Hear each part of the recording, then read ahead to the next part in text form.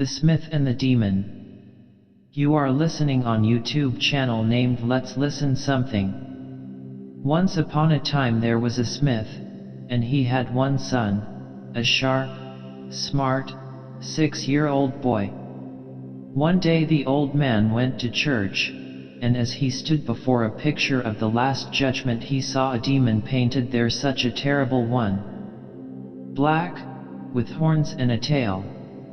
"Oh my," says he to himself. "Suppose I get just such another painted for the smithy." So he hired an artist, and ordered him to paint on the door of the smithy exactly such another demon as he had seen in the church. The artist painted it. Thenceforward the old man, every time he entered the smithy, always looked at the demon and said, "Good morning, fellow countrymen." And then he would lay the fire in the furnace and begin his work. Well, the smith lived in good accord with the demon for some 10 years. Then he fell ill and died. His son succeeded to his place as head of the household, and took the smithy into his own hands. But he was not disposed to show attention to the demon as the old man had done. When he went into the smithy in the morning, he never said good morrow to him. Instead of offering him a kindly word, he took the biggest hammer he had handy, and thumped the demon with it 3 times right on the forehead, and then he would go to his work. And when one of God's holy days came round, he would go to church and offer each saint a taper, but he would go up to the demon and spit in his face. Thus 3 years went by, he all the while favoring the evil one every morning either with a spitting or with a hammering. The demon endured it, and at last found it past all endurance. It was too much for him. "I've had quite enough of this insolence from him," thinks he. "Suppose I make use of a little diplomacy, and play him some sort of a trick." So the demon took the form of a youth, and went to the smithy. "Good day, uncle," says he. "Good day. What should you say, uncle, to taking me as an apprentice? At all events, I could carry fuel for you, and blow the bellows." The smith liked the idea. "Why shouldn't I?" he replied. "2 are better than 1.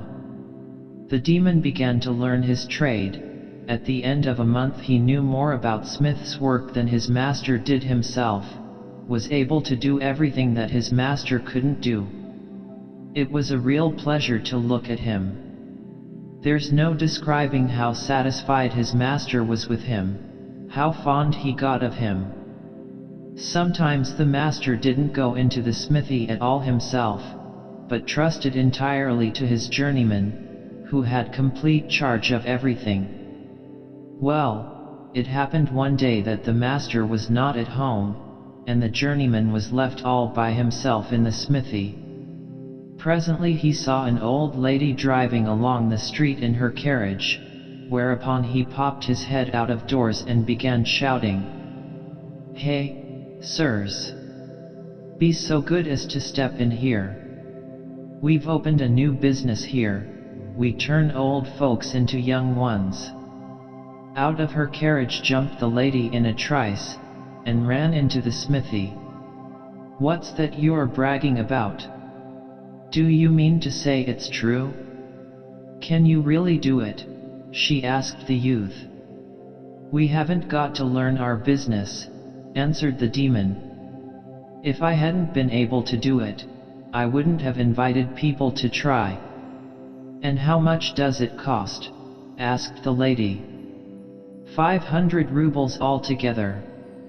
"Well, then, there's your money, make a young woman of me."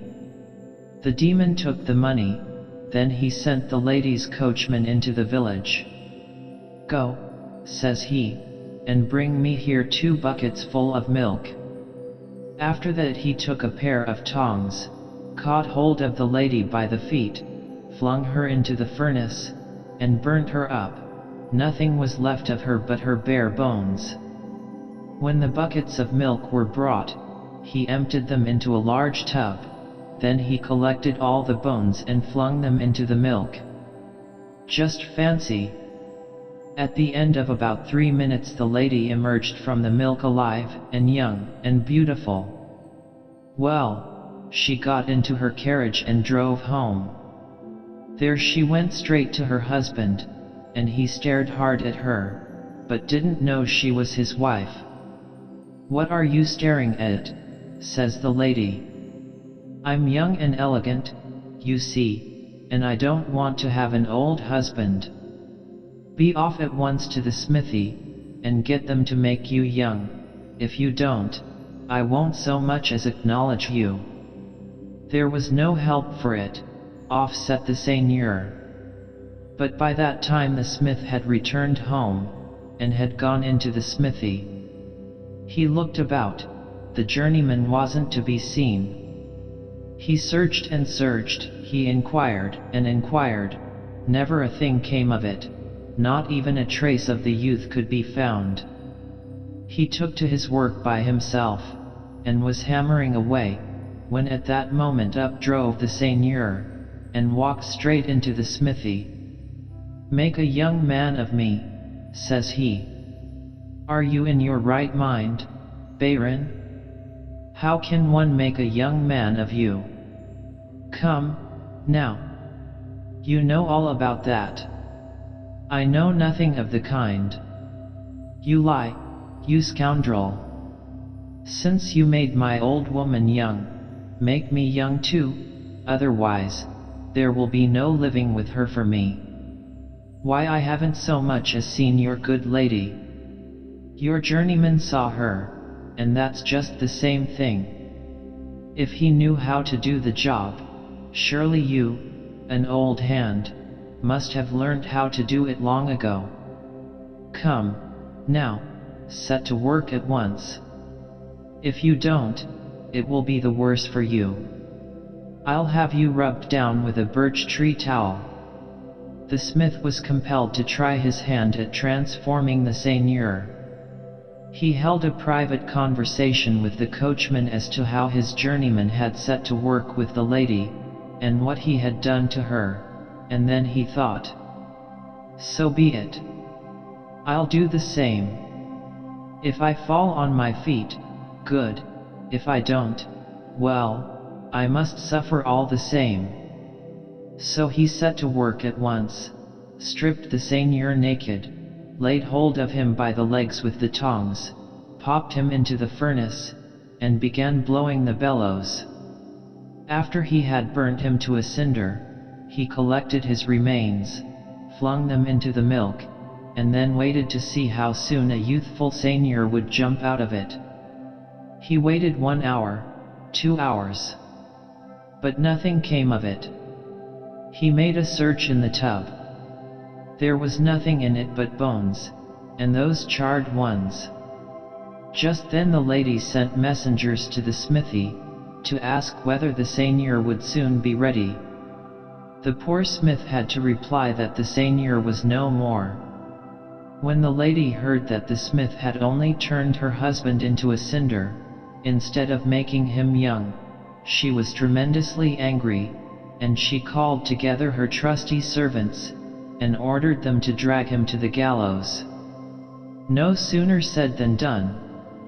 Her servants ran to the smith's house, laid hold of him, tied his hands together, and dragged him off to the gallows. All of a sudden there came up with them the youngster who used to live with the smith as his journeyman, who asked him, "Where are they taking you, master?" "They're going to hang me," replied the smith, and straightway related all that had happened to him.